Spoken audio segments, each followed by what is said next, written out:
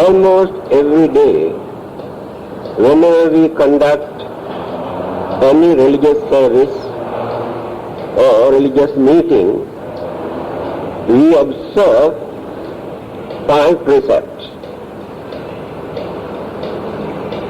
This has become a traditional practice.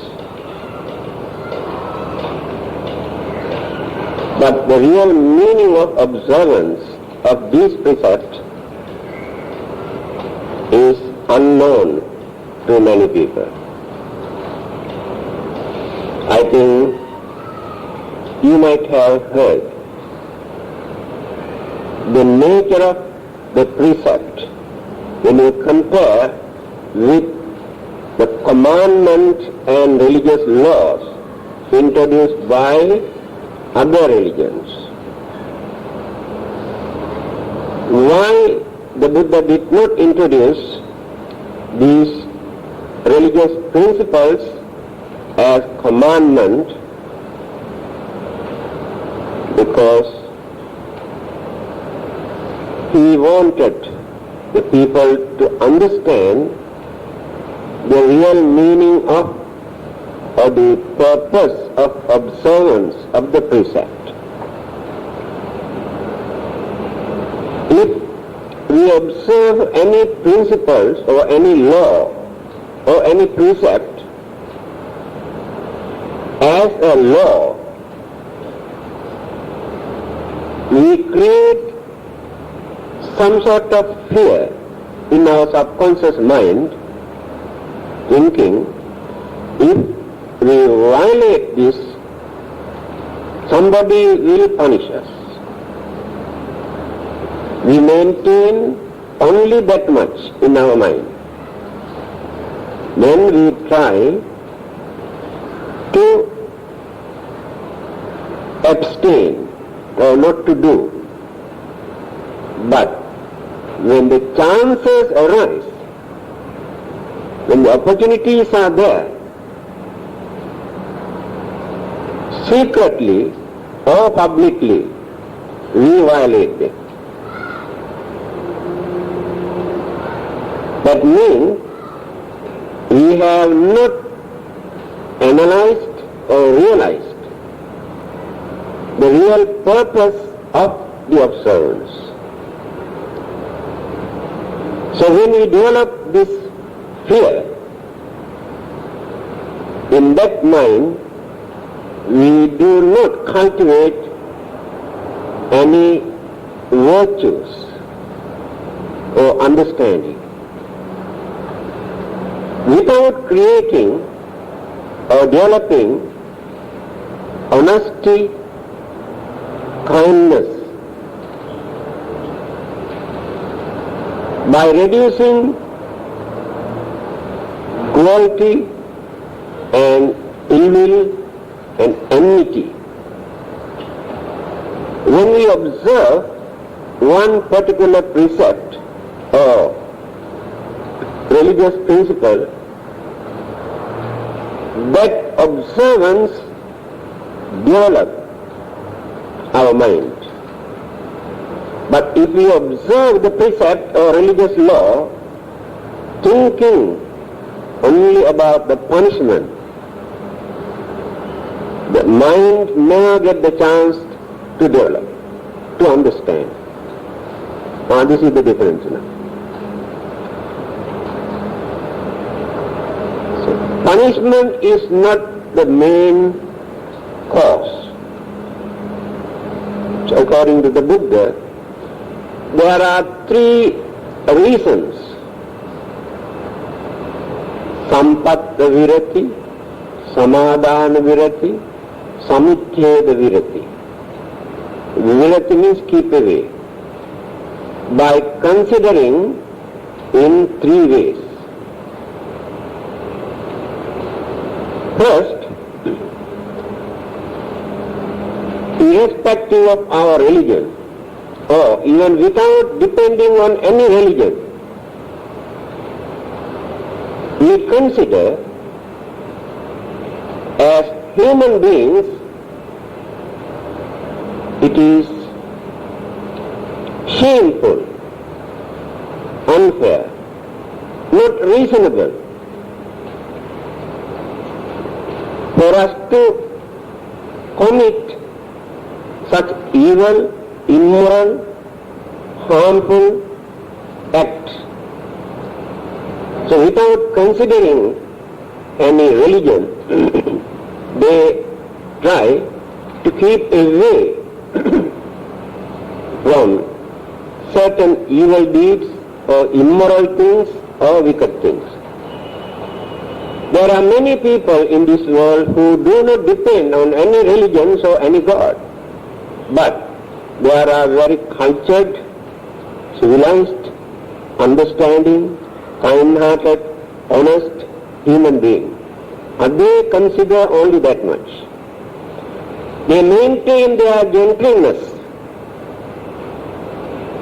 without depending on law or God or religion, but through understanding it is unfair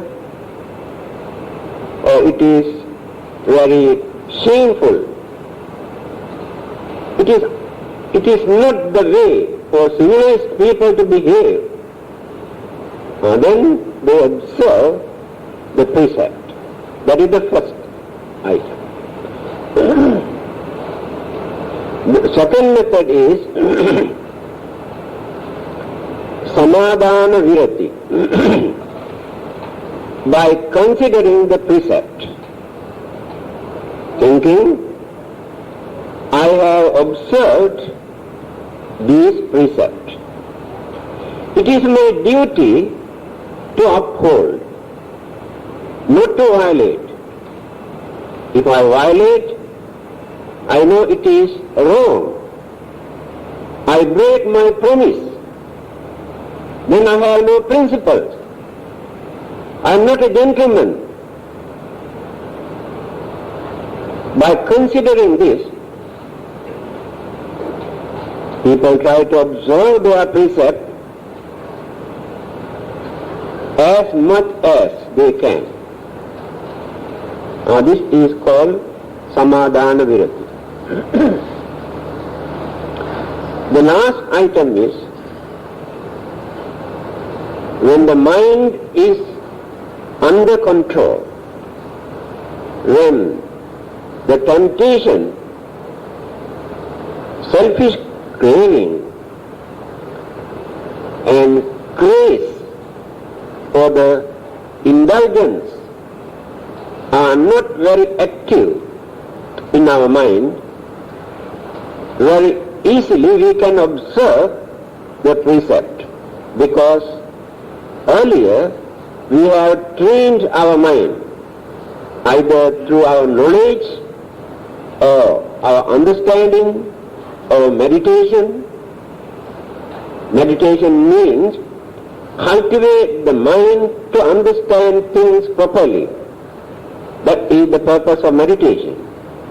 So when that meditation trained the mind, cultured the mind, it is not necessary to struggle to observe the precept. Very easily, as our way of life, we observe the precept. These are the three methods. Then, the 5 precepts, sila, discipline. We do not observe this disciplinary code or the precept only for our own benefit, only for our own salvation, because we can understand when we observe all these precepts, we allow others to live peacefully. We do not disturb them. We do not create fear in their mind. We do not create disturbances or insecurity feeling in their mind. So that is the highest contribution that we can do for the benefit of others. Always we have to consider in this way.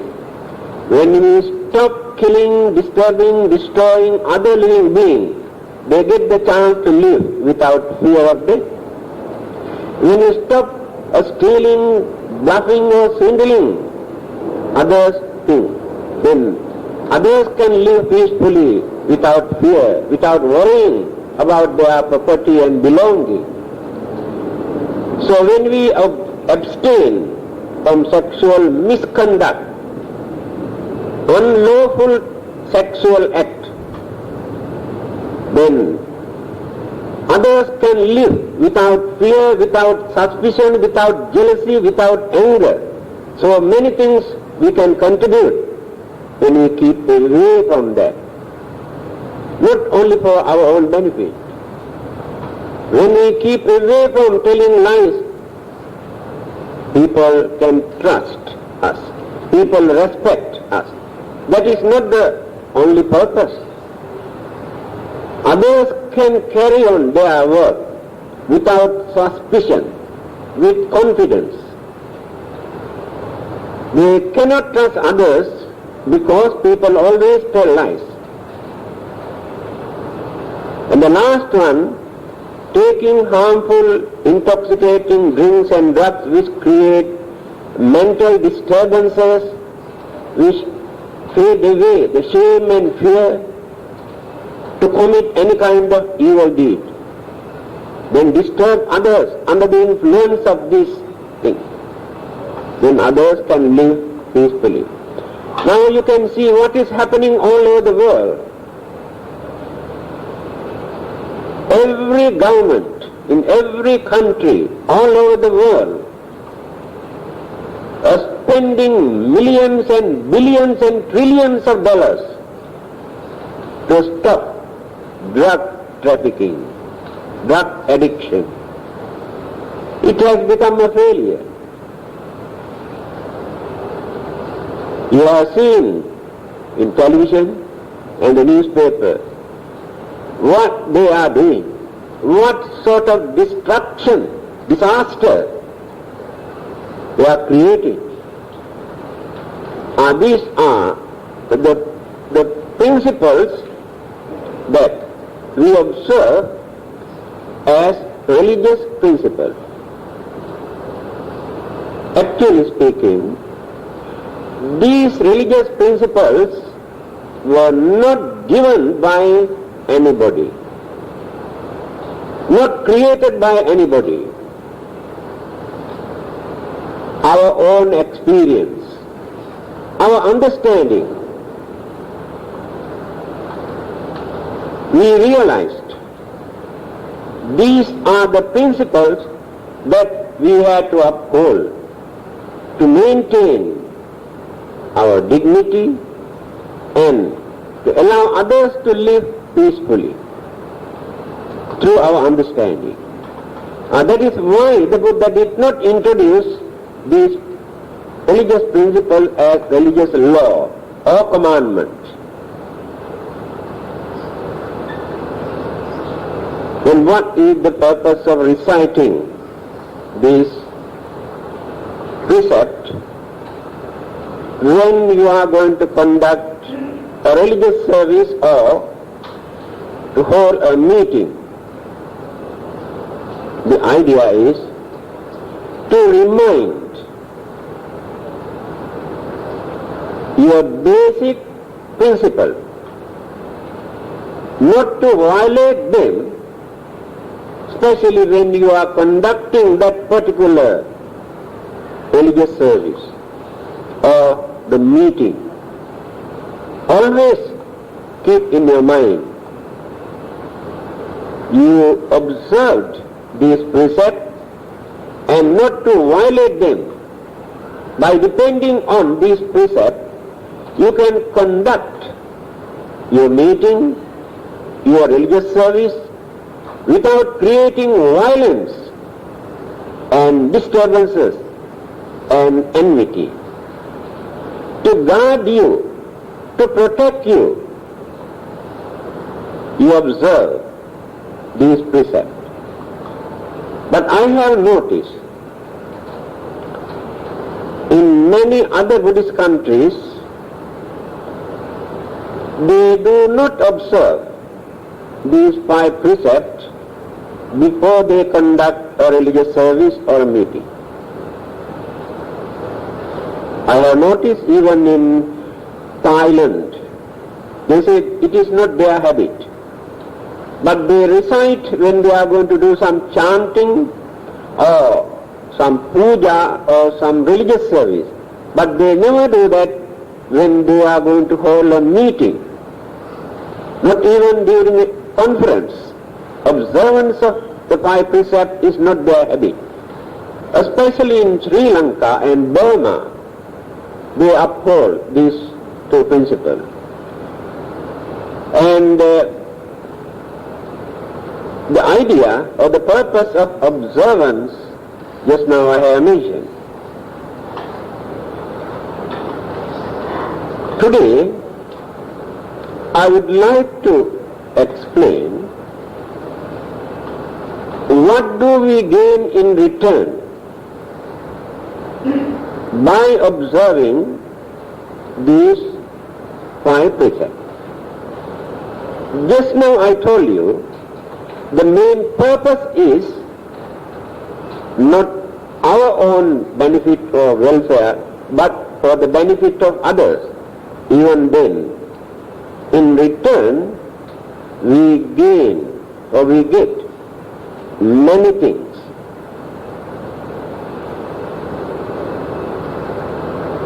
Although we are not crazy for this result or the good effect, but they are useful for us to maintain our life, our way of life, without facing many problems and difficulties and calamities and disturbances. We will be able to maintain our way of life, not only within this lifetime, hereafter, or life after life. We can continue our life without facing many problems. Now let us take the first precept. Pānātipātā Veramani Sikkhapadang Samadhiyāmi. By knowing that it is wrong, we try not to destroy under any circumstances. Purpose is immaterial. Under any circumstances, not to destroy the life of the other living beings. Because every living being, whether big or small, or visible or invisible, maintain craving for existence. So when we separate the life by force, then we violate this principle. Whether it is painful or painless, because some people try to justify painless death is harmless. They are wrong. It is not the pain, the separations of life from that physical body. By adopting any method, whether it is painless or painful, makes no difference. The idea of killing is the precept, not the action. When we create the idea in our mind that we want to do this, then we adopt some sort of method. When we do something, and all these things are completed, then it will become the violations of that precept. then what will happen? And what are the bad effects that we have to experience if we violate? And what are the good results that we can experience if we observe, practice, uphold these religious principles?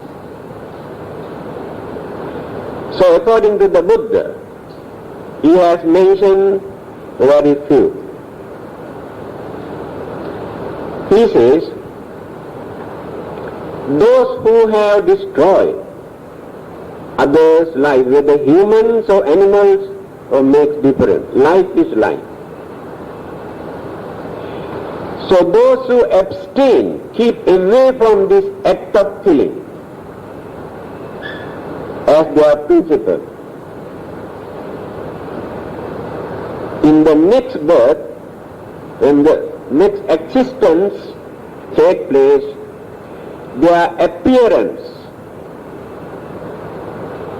become very serene, very attractive, and very beautiful.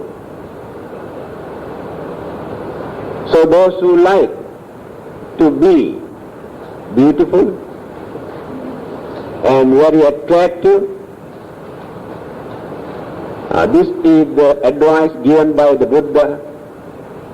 Try not to destroy other living beings. How much money do you spend to beautify yourself? Especially ladies. How many time they spend to beautify themselves? They can save all their money if they stop killing other living beings. Even within that lifetime also they become very serene, very cheerful, and very pleasant looking person. And after that, when rebirth takes place, because mind is responsible for molding the next life. If that bad element is not in that mind, the act of killing, that mind is pure. When the conception takes place in the mother's womb, when the consciousness departed from here without that dirty, cruel ingredients in the mind, the formations of that physical body take place through the influence of the karmic force. Pleasant, beautiful, nice looking. It is psychological. That is what the Buddha says. Then the next result. Longevity. When this question was put to the Buddha by a young man, Subba, why some people die when they are very young, or some others at the middle age, some spend maximum lifespan, some in the mother's womb. What is the secret? What is the cause? The Buddhism can give very clear answer to this question. When a small baby dies immediately after giving birth, poor mother and the father and the relatives all are crying and worrying and suffering. If this child is created by a God, we really cannot understand why that Creator allowed this poor child to die. Why that Creator want to create so much of suffering and worries and disturbances among the father and mother and brothers and sisters and relatives. We cannot find out any reason, any justification. So the answer given by the Buddha to this question, others are not responsible for this. Either the God or the Buddha or parents are not responsible for this. I come to this world according to my own karma, not according to my father's or mother's karma. So I am responsible for my existence. So if I die very early, there is a cause, reason for that. What is the reason? During my previous birth, I have destroyed others' life. Just because I had some other good karmas, so I had the chance to become a human being. But that bad karma that I have committed as act of killing and destroying other living beings, cut short, interrupted my life and interrupted the effect of other karmas also.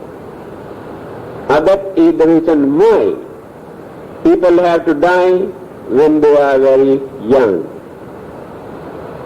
So it depends according to the gravity or the degrees of their karma. When some others lead a maximum lifespan, say about 90 or 100 years, even without any sicknesses. Again, the Buddha says, they have developed their kindness towards others. They have not destroyed others' life. By keeping away from these evil deeds, they have accumulated lot of good karmas. Keeping away from bad deeds also a good karma, not only doing things. Because to keep away from bad things, we have to think, we have to understand, we have to use our force to control ourselves. Very big battle, big effort. When all these actions, mental forces, turn into good karmic thoughts. So, those who abstain from this act of killing can lead a maximum lifespan in the next life. Third one,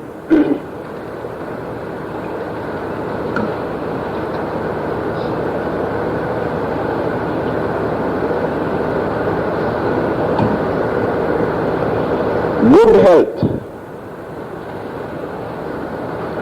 There are many healthy people in this world,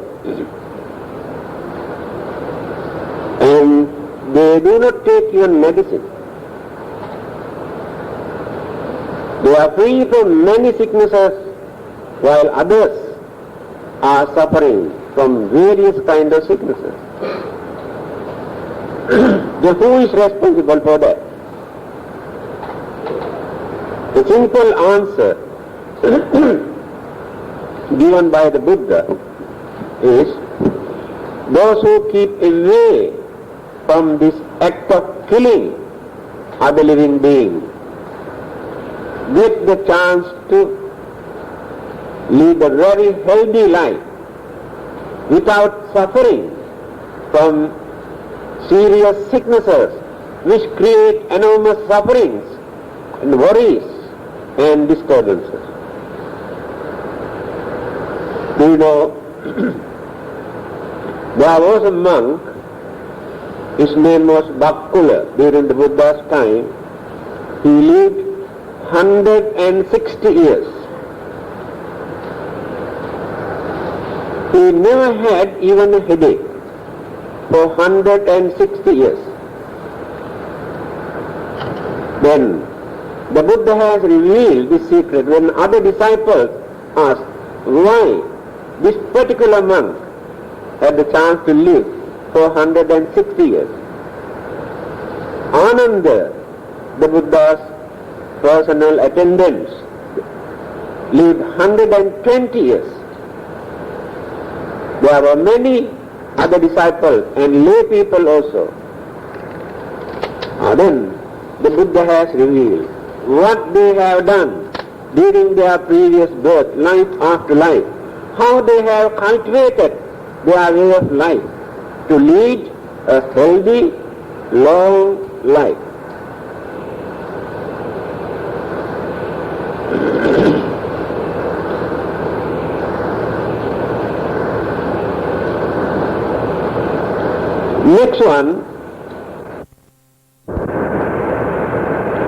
Next one, popularity.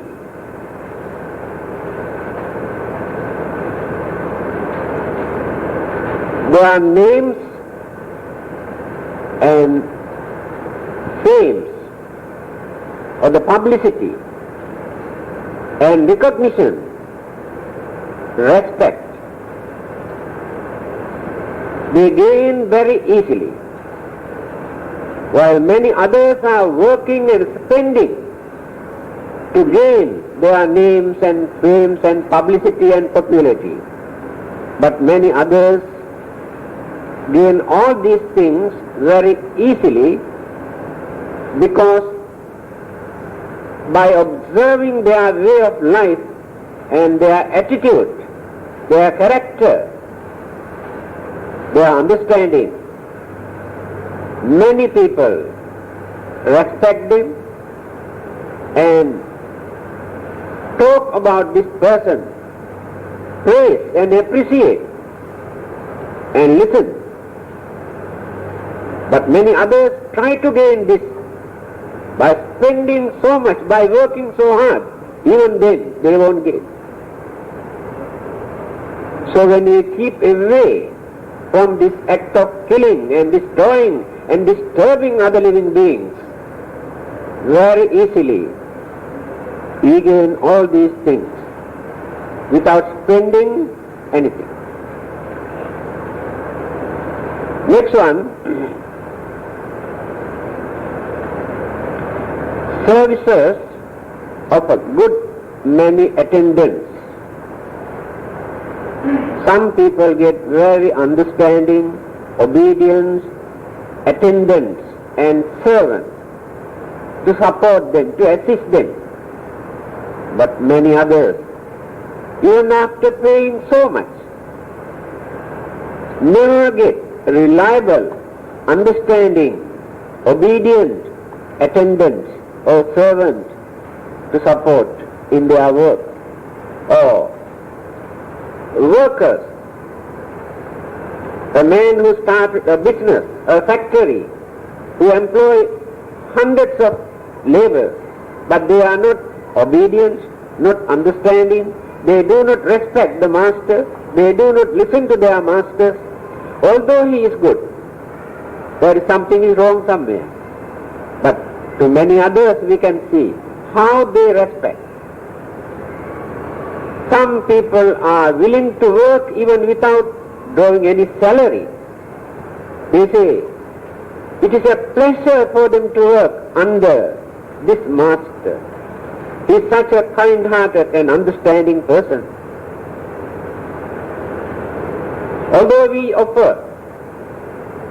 were given more opportunities to gain more salaries somewhere else, but we don't want. This is the effect of such good karma, of keeping away from destroying others' life.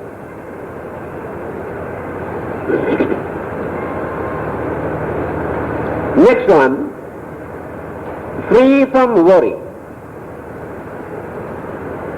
We always worry.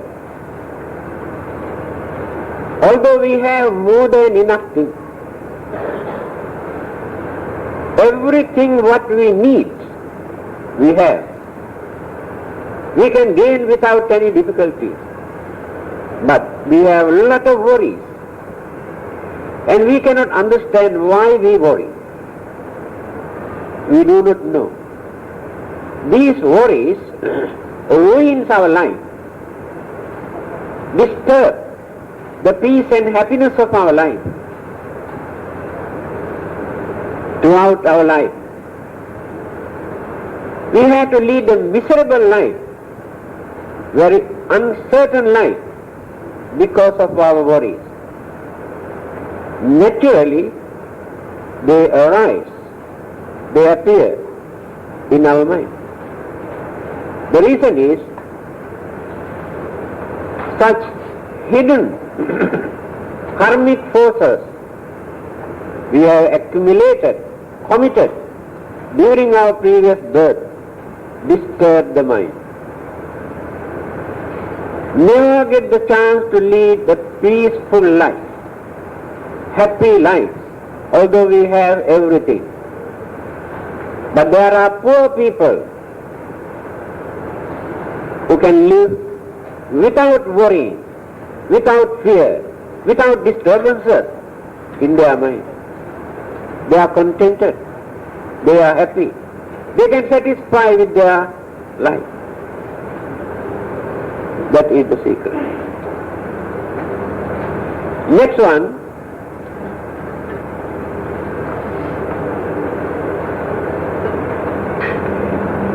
association with one's beloved. This is another big problem. Very seldom we get our friends, our relatives, our husbands and wives or children for us to work together by maintaining our understanding, our goodwill, our cooperation. Always there are clashes and calamities and disturbances which create unhappiness, very unpleasant atmosphere at home, in the society, or the place where we work. Our companions with whom we associate are not pleasing, appealing to our mind, irritate, disturb. Wherever we go, wherever we work, we feel people are not friendly. Even wife or husband is also not very understanding or friendly. Cannot regard as beloved person. Children are not obedient, although they provide everything for them. Where is the secret? We never do any harm to them.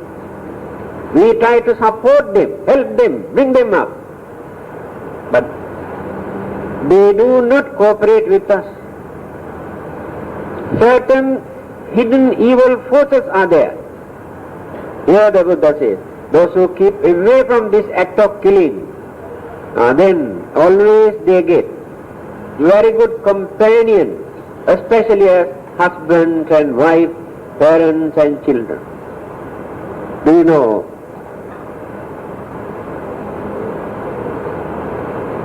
When you read Jataka stories, previous birth stories of the Buddha, same husband, same wife, same children, life after life. So they are not strangers. Their affection, their love, understanding, cooperation, all are favorable, no disturbances whatsoever. And they also upheld these religious principles.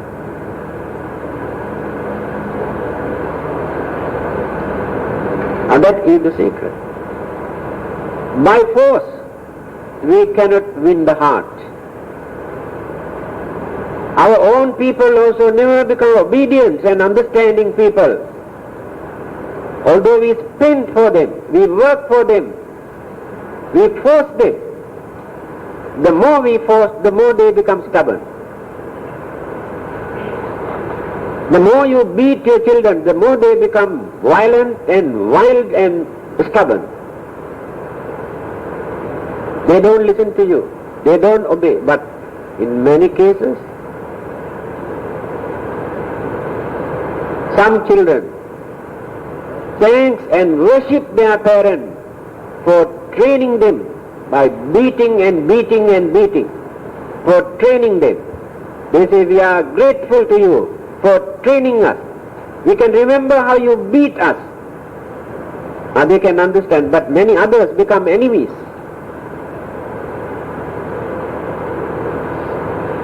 Then, furthermore,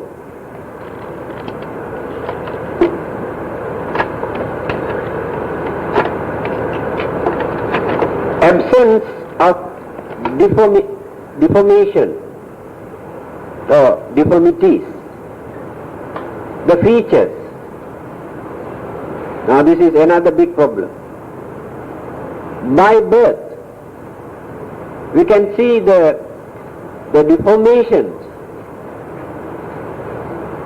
distorted nose, mouth, eyes, ears, and the face, and the formations of all our features. So started in the mother's womb, not after giving birth. When the child is born, we can see why these things take place in the mother's womb. Who molded, who created this child to be like this? Nobody else. The ingredients that child has got from the previous birth created this deformation.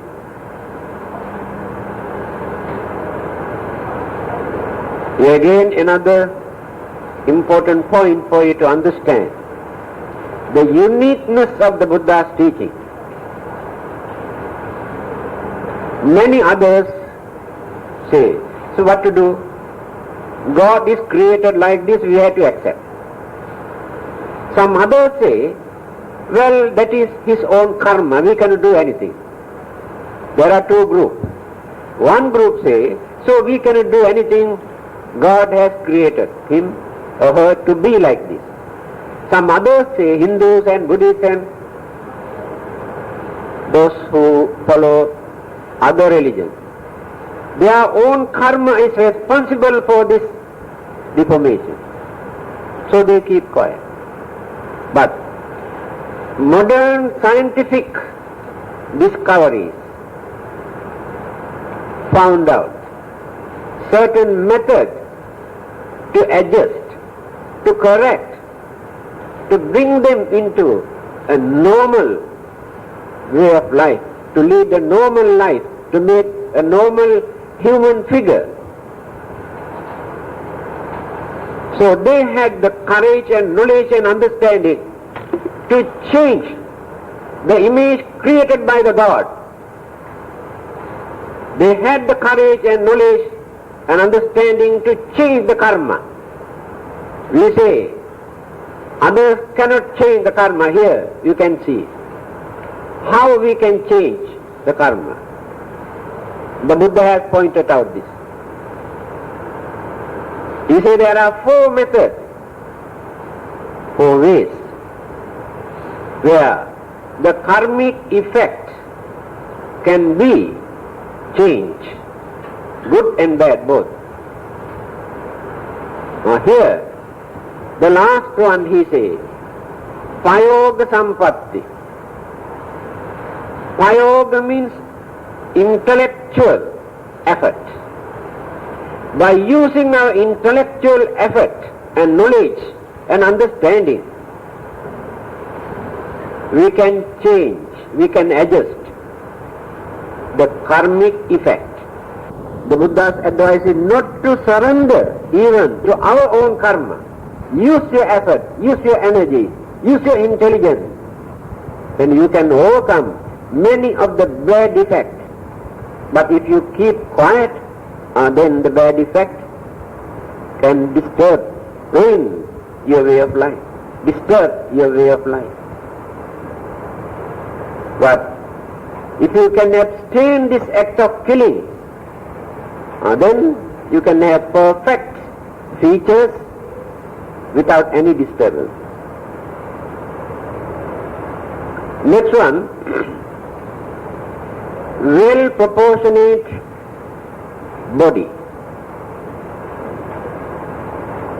You know, the formations of the physical body, the height and the size and the features, very proportionated. The nose must be here but not here. Mouth must be here, not in this way. And the eyes must be exactly here but not somewhere here. So all these things take place according to our karmic force.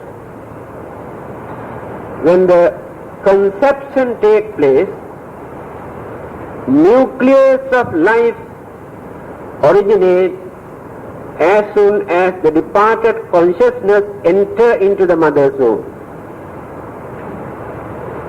No element, no matter at that time, only energy. When energy is settled down in the mother's womb, just like flashlight, X-ray, when this energy enters into the mother's womb, I have told you in that energy there are 5 kinds of ingredients in that mental energy. It is not a pure energy or mere energy. Our mental attitude, our karmic force, our craving, our attachment, our mental attitude, our habits, all are there in that mental energy. They never come from outside. Then the elements cooperate, join to mold this human figure. The features start to develop. When this feature started to develop in the mother's womb, after few months, mental faculties, at that time, at the beginning, only mental energy with those 5 ingredients. Later, develop into 4 mental faculties, because they have different duties to function, to maintain this body.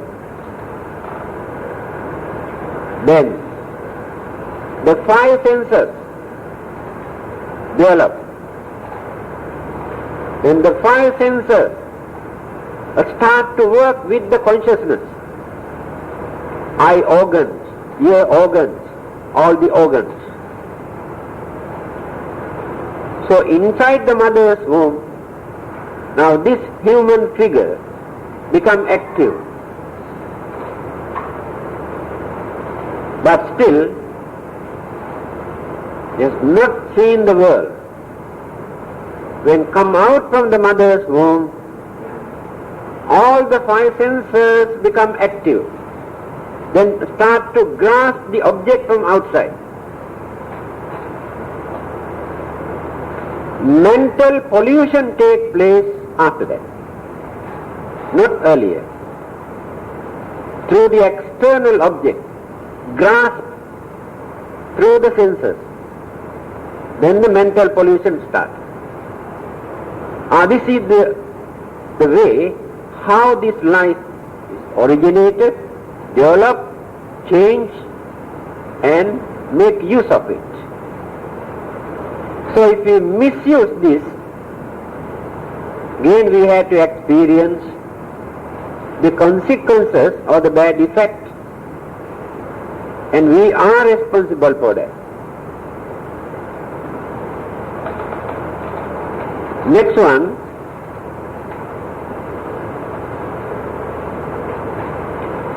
the formations of the feet. You know, the shape of the feet. Those who know how to study can understand the nature, the character, the behavior of a person. Can you remember that story? A man who wanted to introduce her daughter to the Buddha, for him to marry her daughter. Because he knew this man, the Buddha, is very handsome, and because his daughter refused so many other people. He said, I don't like this man, he's very tall, he's very fat, he's very thin, he's dark.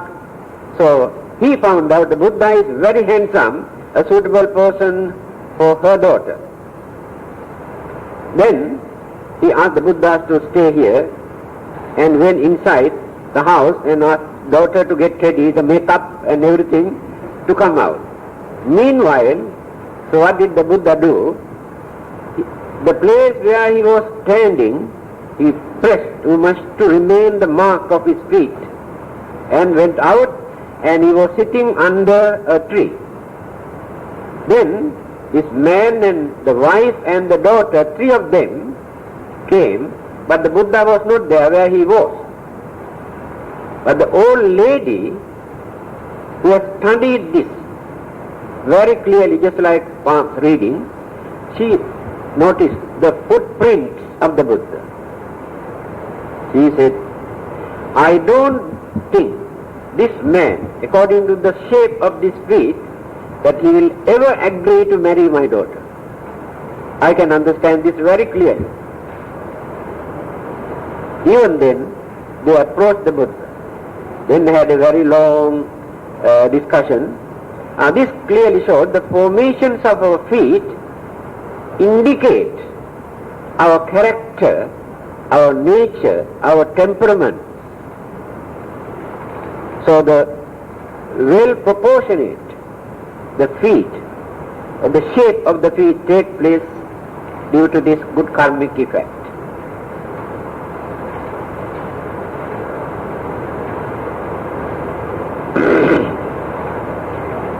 Gracefulness. This good quality is honored, respected by everybody. Appearance, outlook, and dignity, personality, the formations of that physical body, even without studying the nature or the character or the behavior of this person. Appearance, very pleasing and soothing, and naturally people respect and obey and listen. This is the result of keeping away from destroying others' lives. So do you know, if you think very seriously, you can understand.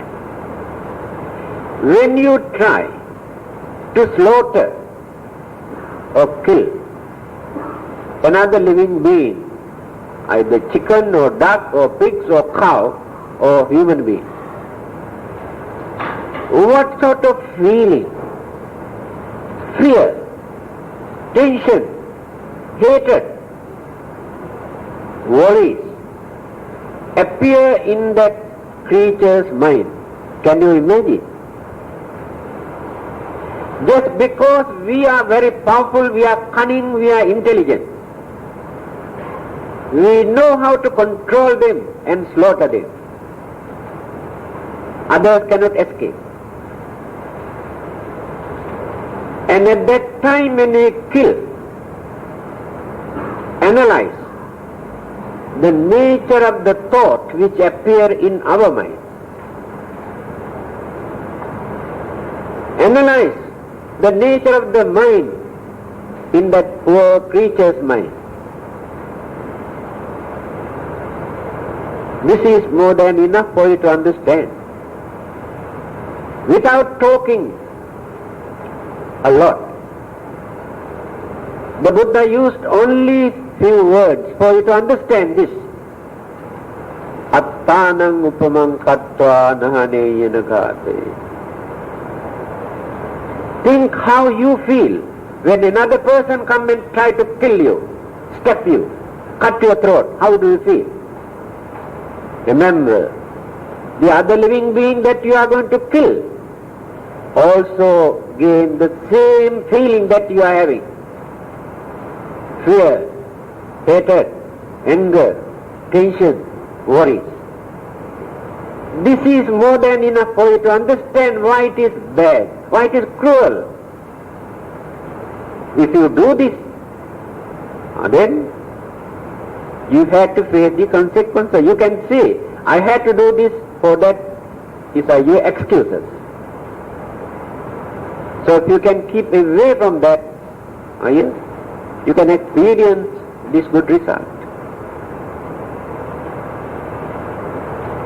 Next one, purity. Purity in the mind and purity in your physical body. Purity in your mind that you can maintain easily because you have not developed cruelty, hatred, ill will, anger, so many evil forces in your mind during your previous birth. So very easily you can maintain pure mind. Not necessary to struggle. Purity in your physical body. Mind is responsible for the formations of the physical body. Figures, features, complexion, a skin and outlook, the shape of the physical body. All these things take place according to our mentality, our mind. Modern psychology explains this very clearly. Not necessary to depend on religion.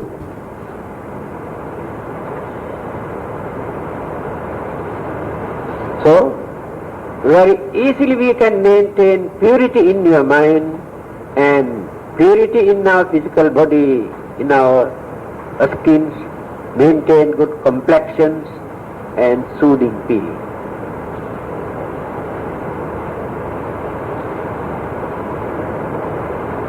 Good features. We have features in our physical body. All are not correct. The formation has not taken place without any distortion. Some sort of deformation, when you observe very carefully, eyes, nose, eyebrow, forehead, the head and the hair and the mouth and the lips and the teeth and the tongue and the chin and the skin and the size and the neck, everything from head to the feet. All are not accurate, but there are many, when you look at them very carefully, their appearance.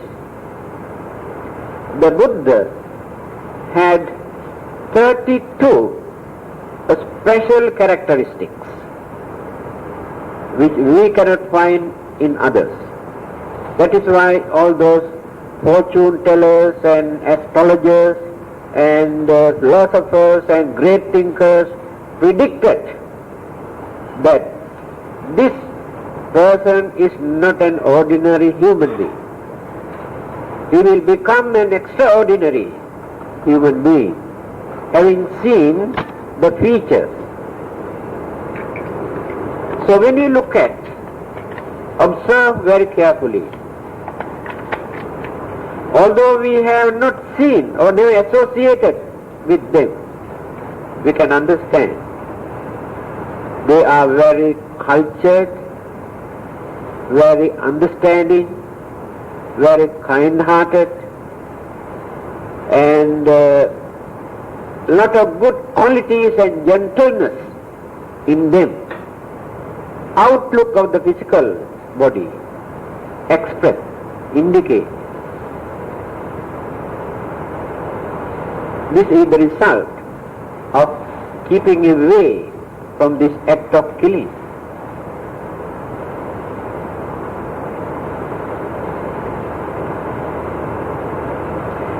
So I wanted to complete all the 5. So only first precept.